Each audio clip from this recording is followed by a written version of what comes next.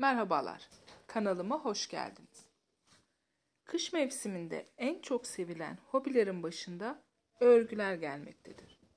Örgü bilmeyen hanımlar, örgü modellerine bakarak örgü öğrenmektedir. Salaş, rahat, uzun ve sıcak tutan hırka ve kazaklar bu sene olan trendler arasında yerini alıyor. Genellikle bahar ve kış aylarında yelek örgüsü yapımı çok tercih edilir. Yelek, kazak, bebek hırkası gibi örülen örgüler çeşitli süslemelerle tamamlayabilirsiniz.